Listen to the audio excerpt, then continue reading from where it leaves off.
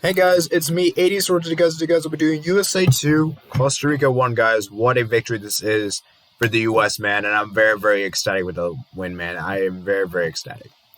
Now, as great as this win is, of course it's a great win. I cannot, there is so much I could discuss.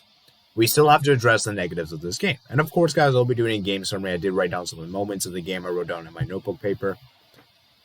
You guys can see right here for you guys. And so I am going to share some of the moments. And of course, we're going to get into that. So before we start with that, though, let's look at the lineup that Greg Berhalter put out and give you guys my quick thoughts. I did make a tweet on my Twitter addressing this, so I did put out a good brief tweet. As I said, I didn't go too much into it because, as I said, I wanted to save for the post-match review. And let's go ahead and look at the lineup here. So Zach Steffen starts, which I thought was a really interesting decision made by Greg Berhalter. I was surprised that Zach Steffen started this game because honestly, Matt Turner has been really good for us. I guess he maybe wanted to rest Matt Turner for this game, but I didn't really understand because, as I said, this was a huge game. But as I said, still a good sum. I'm okay with that. I don't have no problems. I think you had Robinson that started, and then you had Chris Richards, who actually got his first competitive start, and he played really well. I think he had a solid game. Miles Robinson, Sergio Dest. See, that is a good defense right there. You have a great, stable defense. Musah, Adams, McKennie, great midfield. Timothy Weah, Ricardo Pepi, and Brendan Harrison. By the way, guys, it was actually going to be Ariola that was going to start. However, Ariola got injured in the warm-up for the game, hence the reason why he was dropped and that Weah started in place, and I think Weah had a good game. Okay? So, I just want to make that clear in that Ariola was going to start. Okay? So, just make that clear in that, for the most part, this lineup was pretty good, except for the fact that Ariola, if he had started, it would have been a huge disaster. So, I'm so glad Ariola didn't start, because for me, he just doesn't bring enough for us to attacking wise. And for me, his defensive work hasn't really been that great. Okay, let's move on towards the first half itself. To summarize, that first half was a very frustrating first half for the U.S. Already, USA were already on the back foot the first minute of the game. It was a great goal, a great assist play from Matsuridi, who finds Kessler Fuller in the box. Great goal indeed for Fuller. And I feel like that goal was preventable. Timothy Weah gave the ball away in a bad position, and then Sergio Dest didn't defend well. Miles Robinson was out of position. Zach Steffen could have done better. All in all, I'm going to have to blame a lot of the defense. A lot of the defense has to take blame for that goal that Costa Rica with the 1-0 lead in the first minute of the game. Now, I wasn't as worried as I was, let's say, against Honduras. Because this one, guys, was a huge...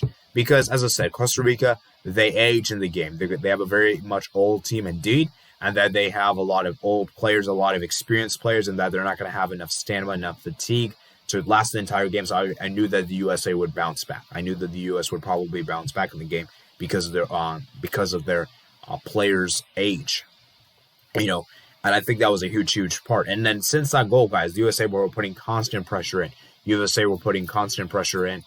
And Aronson had a chance there. McKennie did that. McKennie, I think, had a great pass. He almost could have scored there.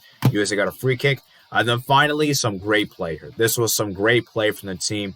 I think it started from Aronson, who finds Musah. Musah blazes it off for Sergio Dest. And Sergio Dest does a lovely skill there to glide past, to go past the defender. And he drills in the bottom left. To give USA the equalizer. To equalize for the U.S., 25th minute of the game. Keylor Navas couldn't reach it, and at that point, it was 1-1, guys. It was some great team play there, and Dest did something I don't know. And by the way, guys, that was the first goal the USA scored in the first half of 9 games. It was taken as 9 games to score a goal in the first half.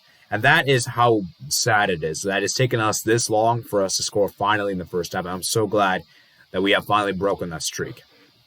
Okay?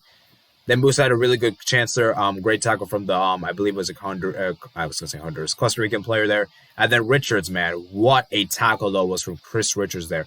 I forgot who made that, who was a Costa Rican player. Yunus Musah. He actually did a failed tackle. It didn't work. Then basically Richards did the tackle. No penalty was given. Of course, you guys know VAR is not in this region. Of course, maybe VAR was there. Penalty could have been given.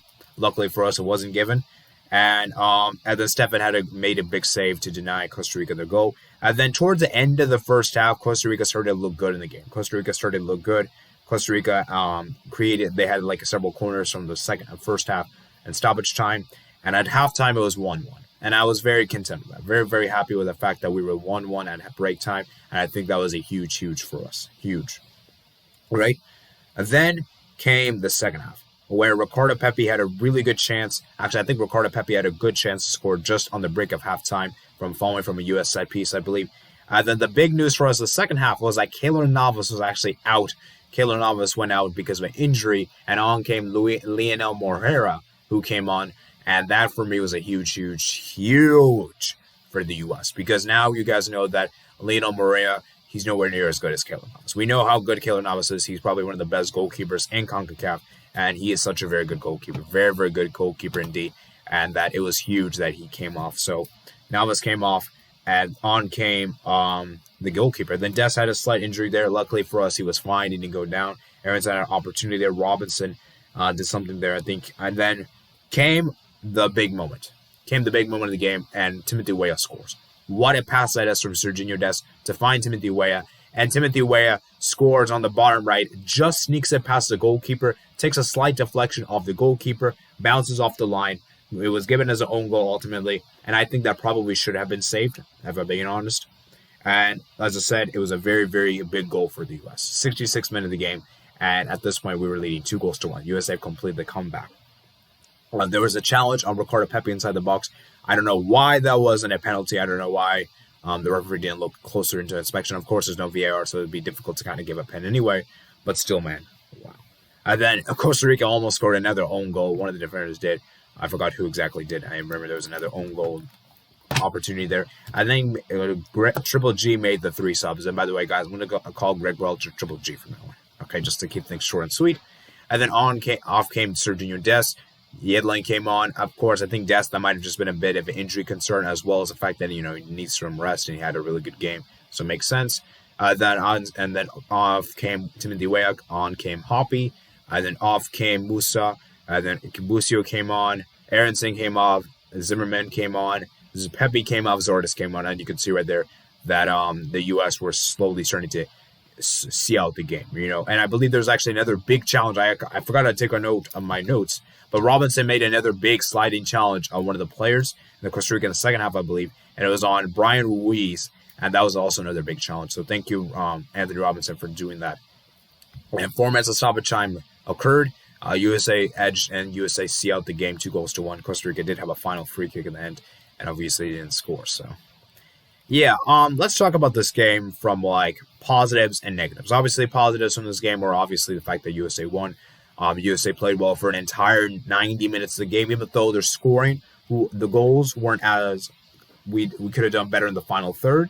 I think for me, playing well in 90 minutes is huge, and that I feel like this game was definitely more of a team performance. I feel like this is a game where I could say like individuals didn't really bail Berhalter out on this occasion. I feel like this one was an actual team performance. Almost everyone did their job. Hoppy played well, even coming off the bench. Hoppy played really well. Busio played well. Even Zardes actually did somewhat decent after coming on, And I just think that for me, guys, I think the U.S., it's good to see that actually we were playing well as a team, right? And as well as the fact that we were able to score in the first half. And it was great to see the U.S. show that courage to make that comeback. My big concern from this, though, is that when it came to the final third, the U.S. were very wasteful. Very, very wasteful in the final third. McKennie, for me, didn't really have a good game in the first half. He did improve a lot in the second half. For me, the second half was really difficult for us. We needed to have more creative spark in the final third. And I think the fact that we didn't have a number 10, a traditional number 10, was going to be really difficult for us. Because the problem with this team is that we have a CDM and then we have 2 center mids. We don't have a central attacking midfielder. And for me, Gino Reyna or Christian Pulisic could do this. It could provide the spark and become that central attacking midfielder, And I just think that for me, it's really difficult for us to create that chance in the final third when it came to passing, because oftentimes Todd had such a bomb forward and Weston McKennie had to bomb forward, and they just didn't have enough creative spark to do that. So I think for me, it's another issue that's Greg. I would like to see Greg try that out, maybe a 4-2-3-1 or 3-5-2 or 3-1-4-2, something like that. I would like to see Greg try that out in the future. Another thing I also didn't like about this game is the fact that I feel like defensively, I didn't really like the fact that Greg put out all the MLS players, give them minutes. I don't really think that was a great idea. But, as I said, to see out the game, so I'm okay with that, I guess.